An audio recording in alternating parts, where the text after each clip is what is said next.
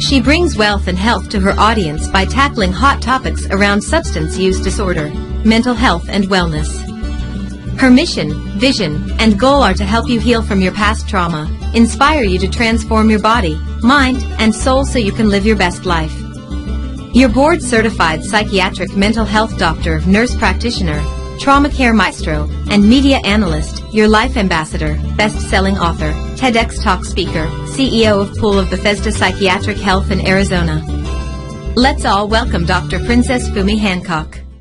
Right, we're all looking to find our happiness, right? But what is the best way to get there? What are the methods that we need to use, especially right now? We know a lot has happened over the last couple of years, and joining us is Dr. Hancock. She is the director of POB Psychiatric Health, the author of 24 self-help books. Good morning to you.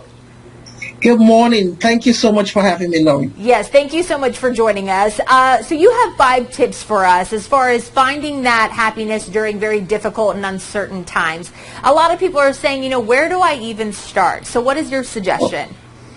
Oh my God. A lot of times people tend to, when I say try to forget everything, they look at me like, what do you mean forget everything? I know that we've been through COVID. We're going through some political stuff, a lot of negativity. But there are times our happiness, right? It depends on what we make out of it. How do you define your happiness? And the way you can do it by first trying to forget what people say who you are, what they say around you, and just pulling yourself away from the negativity and all of the noise that is around us. Which we know can be difficult a lot of times. So it's important that we take time for ourselves. And that was another thing that you suggested as far as spoiling yourself.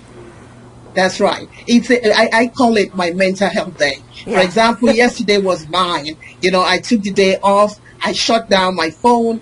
I turned off which is very difficult, right? Turned off my phone, shut myself away from the computer. It was tough, but it was a good thing that I needed to do. And then I went to a spa and had me a blast. There you go. See, that's my kind of mental health day, is a spa. Some people, it's running. Other people, it's taking a nap. Right. But I like the spa idea. I think that's good. Also, it's important, I think, to change up your environment. If you've got a lot of kids at home or you're coming home to a crazy household, sometimes it's good to just maybe take them out of the house, take them with you if you need to, or just change it up a little bit, change up that routine. That's right. If you have a friend somewhere in the neighborhood that you can go visit them. If you have some botanical gardens, go. Change your atmosphere. Whatever it is that you're doing that's not working, well, maybe it's about time to just go the other way. Yeah. If you love to eat, like myself, I'm a foodie. Me too. So I love to eat. So I visit restaurants, different types of restaurants, from Chinese to name it. I'm there. Yeah. So change your atmosphere. Well, that kind of leads me into my next topic. As I mentioned, I'm not a huge runner, but I will say when I do run, it definitely gives me some clarity. It does help me release some of that anxiety, some of that, anger, whatever I have built up inside me for the day. So talk to me about just the science behind the benefits of exercise.